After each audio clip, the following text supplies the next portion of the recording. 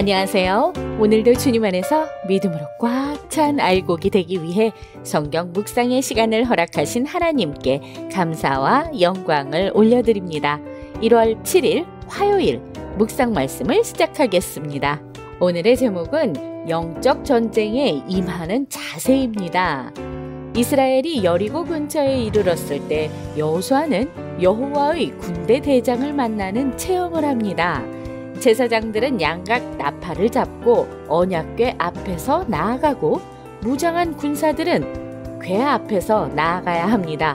오늘 본문 여호수아 5장 13절에서 6장 7절까지의 말씀을 함께 듣겠습니다. 여호수아가 여리고에 가까이 이르렀을 때에 눈을 들어 본즉 한 사람이 칼을 빼어 손에 들고 마주 서 있는지라. 여호수아가 나아가서 그에게 묻되 너는 우리를 위하느냐 우리의 적들을 위하느냐? 아니라 나는 여호와의 군대 대장으로 지금 왔느니라. 여호수아가 얼굴을 땅에 대고 엎드려 절하고 그에게 이르되 내 주여, 종에게 무슨 말씀을 하려 하시나이까?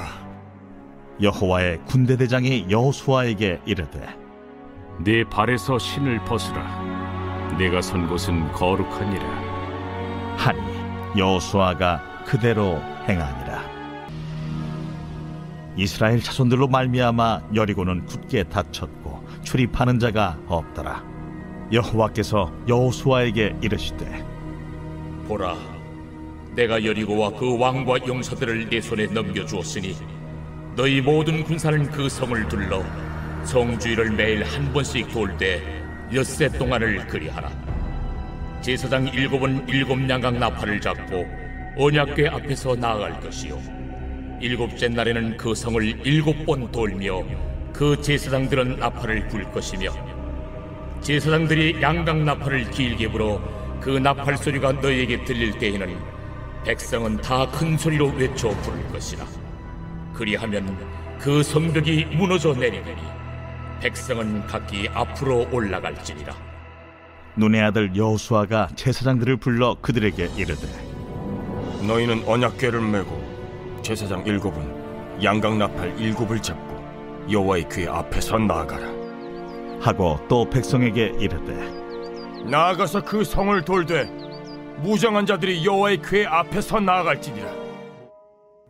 오늘 우리에게 주시는 교훈은 무엇일까요? 13절에서 15절 말씀을 보시면 거룩한 전쟁에 앞서 할례를 행하고 유월절을 지키는 것으로 이스라엘 백성에게 준비를 시키신 하나님은 여호와의 군대 대장을 여호수아에게 보이시며 영적인 체험을 통해 개인적인 준비를 시키십니다. 그는 여호수아에게 그곳은 거룩한 곳이니 신을 벗으라고 명령합니다. 동일한 표현이 출애굽기 3장 5절에서 모세가 여호와를 만나는 장면에서도 나옵니다. 신명기 25장이나 룻기 4장에서 신발을 벗는 것은 자기 주권을 포기하는 의미로 사용되었습니다. 고대 시대의 종들은 신발을 신지 않고 일했습니다. 따라서 신을 벗으라는 명령은 여호와의 종으로서 여호수아의 정체성을 상기시키는 의미입니다. 여호수아는 자신이 여호와의 종의 자격으로 전투에 임하며 군대 대장이신 하나님의 명령에 순종하는 것이 자신의 본분임을 기억해야 합니다. 여호수아는 겸손하게 예의를 갖추며 여호와의 군대 대장의 말을 듣습니다. 우리의 삶에서 울려 퍼지는 주님의 음성에 귀를 기울이며 말씀에 순종하는 여호와의 종들이 됩시다. 6장 1절에서 7절 말씀을 보시면 요단을 건넌 이스라엘의 소식은 아모리와 가나안 사람의 왕들의 마음에 두려움을 안겨주었고 이에 여리고의 왕도 성문을 굳게 닫아버렸습니다. 하지만 하나님은 여호수아에게 여리고와 그 왕과 용사들을 내 손에 넘겨주었다고 말씀하시면서 여리고 성에 대한 승리의 약속을 확신시키십니다. 그리고 여리고 성을 함락시킬 시나리오를 풀어놓으십니다. 먼저 모든 군사가 여리고 성 주위를 매일 한 바퀴씩 6일 동안 도는 것입니다. 이때 제사장 7은 7 양각 나팔을 잡고 언약궤 앞에서 나아갑니다. 7째 날에는 성을 7바퀴를 돈 후 나팔 소리에 맞추어 백성들이 큰 소리로 외치면 성벽이 무너질 것이라고 말씀하십니다. 여호수아는 하나님께 들은 내용을 백성들에게 전합니다. 가나안 땅에서의 싸움을 앞두고 할례와 유월절을 준수하며 거룩한 백성으로 순종하며 준비했습니다. 여리고성 함락 전에 여호수아를 만나주시며 거룩한 곳에서 순종하게 하셨습니다. 하나님의 거룩한 전쟁은 하나님의 방법이 요구됩니다. 하나님 앞에서 거룩함을 유지하고 하나님의 말씀에 순종하며 우리의 방법이 아닌 하나님의 방법으로 승리합시다. 기도하겠습니다. 하나님, 오늘 우리에게 주신 말씀대로 우리의 상식과 논리를 주장하기 이전에 먼저 하나님의 주권을 인정하고 거룩한 백성으로서 말씀에 순종하는 삶을 살아가게 하여 주시옵소서. 예수 그리스도의 이름으로 기도드립니다. 아멘.